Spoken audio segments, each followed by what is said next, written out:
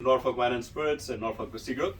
We have a special guest today, all the way from Trinidad and Tobago. I should say Trini, right? Yeah, Trini, yeah. Trini, yeah. We talk. I mean, we can spend all day today talking about the great cricketers we have from Trinidad, and maybe we should talk about somebody, Carl Hooper. Maybe Puran or Nicholas Puran. I thought he was from Guyana, but you know, no, Puran is Puran. I think is Trini man, and of course we can't forget the big guy. What's his name? Pollard. Pollard, man. Oh my gosh, he's amazing. Big hitter, heavy hitter. Heavy hitter, good bowler. Man, these guys had a lot to sort of champion behind, because we have the great Brian Lara, so there was a perfect example for these guys to learn from as well. The highest score in Test cricket, and I think even in World cricket, I think 499 or something like that. You know, so amazing cricketers. But in addition to cricket, I think you guys do some other stuff too, you know. So absolutely. I think everyone who's watching this video knows about Angostura bitters, but beyond the bitters, everything out here, there's a lot of other stuff happening too, and so let's talk about that. You just give me a great seminar idea. Okay. Beyond bitters. Beyond bitters, there we go. Yeah. So Angostura aromatic bitters or Angostura, the House of Angostura is the leading authority for bitters, aromatic bitters in the region, in the world to be exact.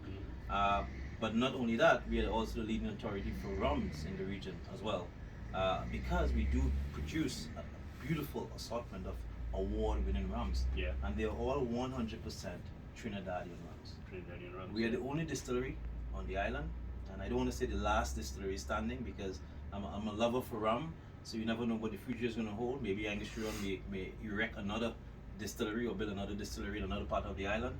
But thus far, we are the only distillery, or the last distillery standing. And all our rums are made from the beautiful island, or come from the beautiful island of Trinidad and Tobago. Right. So really good. And you know, I think rum has gone through so many iterations. There's so many styles of rum. It's a beautiful product. Pretty much every country in the world makes some sort of rum. Not every country, I think I'm stretching the truth a little bit, but there are many regions of the world which have a rich rum making tradition. Caribbean obviously has French influence, where we have agricole style rum. Then we have the English influence, Spanish. Portugal makes some good rums even today. So it's a pretty. What style of rum comes from Trinidad? What would somebody expect when they're approaching Trini rum? Well, that's a really good question. When it comes to selecting, not selecting, but understanding a little bit more in depth about Trinidad rum or Trinidad style of rum, it takes you back into history. Bitters pretty much led us into rums, and it's because there's only one ingredient that is not a secret in our Angostura aromatic bitters, and it's that 44.7% ABV, which is a neutral cane spirit. And this cane spirit, or a neutral spirit, is actually made at our distillery. But if you really look at Trinidad as an island, the most southern island in the Caribbean, and it's Jamaica, it's in its entirety. It's a combination of very rich and very diverse in all different ethnic backgrounds, and more importantly, in respect to flora and fauna and flavor. All of these things are true representation of the expressions that we put forward. Trinidad, in respect to its history, has had an amazing time in respect to us being under British rule. We had some French influence in there, a little bit of Spanish. But the House of Angostura, in respect to our journey, started off with Seagate and Sons. And Seagate and Sons, Don Carlos and his brothers made their way from Venezuela after their father perfected the recipe in 1824. So sorry to interrupt, but Venezuela, for those who may not know where Trinidad is, I looked at the map with you a little bit earlier. It's just about 7 miles away. Man, just 7 nautical miles. Yeah. So if you walk 7 miles in that direction, you're gonna end up in Venezuela. But we share the same ecosystem. It's a very beautiful space that is very diverse.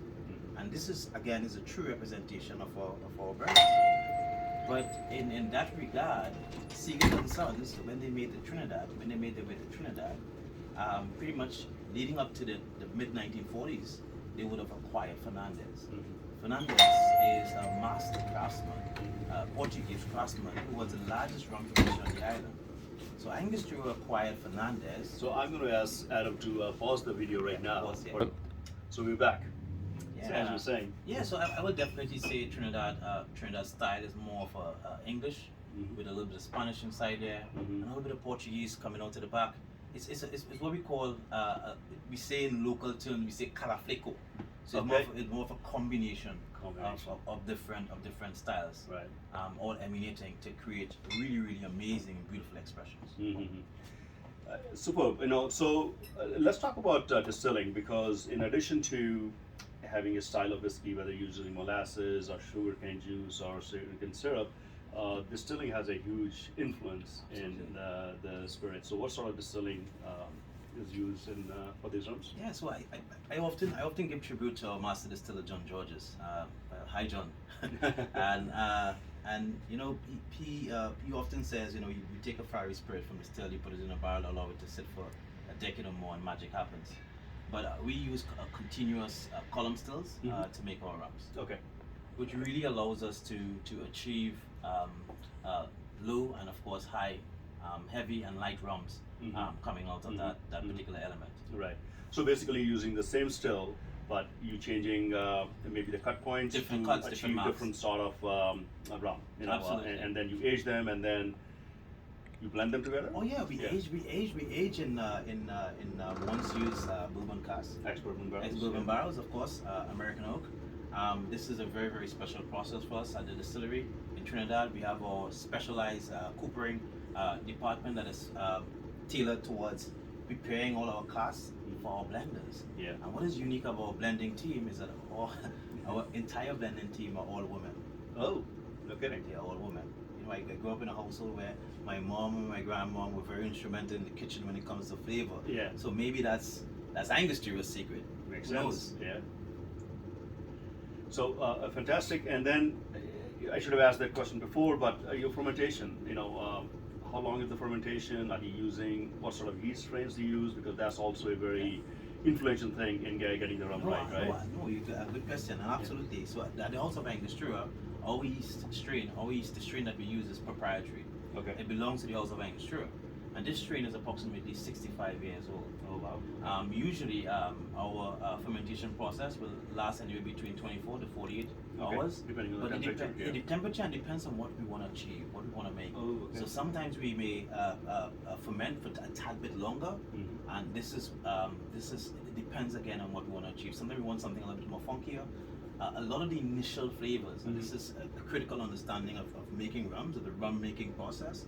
A lot of the initial flavors comes out of that fermentation process. Right. Okay. Absolutely. And when you talk about the water, what sort of water source do you use? Is it local, or do you have to truck it in from somewhere, or what sort of water source do you use? Our water source is very important for us. We use distilled water for our production, but a lot of it is locally sourced, but very closely monitored in respect to the specifications. Sure. Yeah. Yeah. Yeah. So then we talk about molasses. We talked about distillation process, the yeast strains, and the casking. Now in rum, unlike other products, much of the rum sometimes is created in the Caribbean or other places, then it's shipped to a different country for the maturation and so on and so forth. What is your process in maturing the rums and bottling it after that? We are very proud of our terroir. Every single authentic bottle of Angostura rums, even our bitters, all comes from the House of Angostura, which is located in the beautiful island of Trinidad and Tobago. So our location as being very the most southern islands in the Caribbean makes our atmosphere, our environment perfect for producing rum. Our process in respect to achieving or using a molasses that is very high in Brix concentration. We look at somewhere anywhere over 50% Brix level for molasses. That will pretty much add to our fermentation. But with aid to our fermentation, it's very critical for us. Of course. Perfect. So let's talk about the rums itself. I think this is not the entire spectrum, but you have 5 rums. And if we can briefly go over what they are, that'll be awesome. Absolutely. So we have Angostura White Oak, which is a 3-year-old aged rum. Very beautiful white rum, very light on the palate as well. And what is beautiful about all Angostura rums is that they are tailored to every single palate. Yeah, every single palate. So if you want something that is more light, if you want something that is more medium bodied, more full bodied, and again, I'm quoting from John Georges. John, you're hearing me.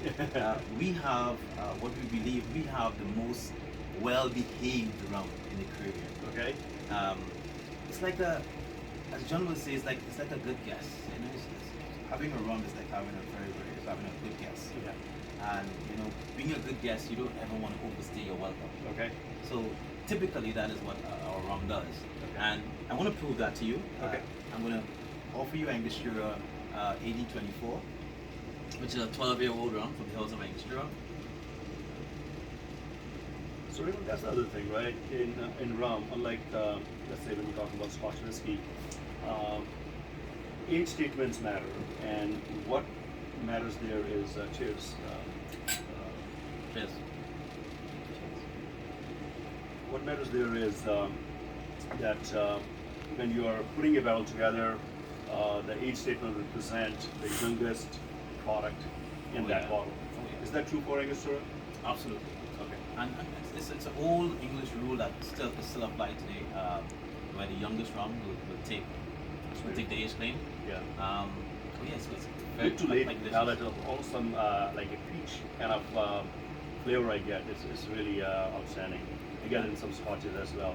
Yeah. Really nice. You know, there's a lot of dry fruit element that comes through and that really stands out. But the finish and the balance of it, in respect to our blending expertise, I think our blenders hit a home run with this one. They did. They sure did. I want to probably be remiss in not talking about this one more time because you said his white oak is aged 3 years, but it's very clear. So how are you getting the color out of this? So we carbon filter. Okay. We carbon filter. But when it comes to carbon filtering, you have to be very careful because filtering or carbon filtering can remove some of those essential flavor compounds that you want. Sure. All right. So you have to be. It's a perfect balance. You know, it's a blending is not an easy job, not an easy task, but I think our blenders have been able to master this. Yeah. And the reason for that is because Angostura has been blending spirits for almost 200 years. For a matter of fact, 2024, the House of Angostura celebrates 200 years Oh of wow! in Congratulations! existence. Oh, that's awesome. And I know from a reality standpoint, not many brands can say that they survived 200 years. Angostura has. Amazing. 100 years, 130 years of rum blending expertise. And of course, 200 years in existence. Cheers to that. Cheers again. Yeah, absolutely. So, obviously, Angostura, everybody pretty much knows Angostura bitters, and you also have an Amaro, it seems like. Oh yeah. Yeah, and let's talk about that a little bit. So Amaro de Angostura, it's an Amaro that is created by the House of Angostura, and it's what we consider a Caribbean Amaro. And I say Caribbean Amaro because Amaro, predominantly, from its origins, is an Italian made liqueur. Sure. Herbal beverage or herbal spirit. Amaro de Angostura, however, is produced by the House of Angostura, but it's more of an entry level Amaro. Some Amaris can have that pronounced or somewhat aggressive flavor, maybe dominant flavor, not aggressive, but dominant flavor, Right. or pronounced flavor. This is quite balanced, very mellow, rounded, full-bodied on the palate, but it gives you those essential or very delicious baking spices. I often tell my friends that Amaro de Angostura is granny's fruitcake in a bottle. We'll need to have the fruit cake next time you're here. And you know what? Next time you're here, I think we'll also need to get you on the cricket field. I think we should do a cricket game, and we should taste these rums. We should have some. There you go. Are you a left-hand batsman? I am. Oh, no kidding! Wow. I am. Do you bowl as well? A little bit, but I love spin bowling. Okay. It's been a little while. So you're a right-hand bowler and a left-hand batsman? I'm a right-hand bowler, left-hand batsman. That's amazing. Which is very rare.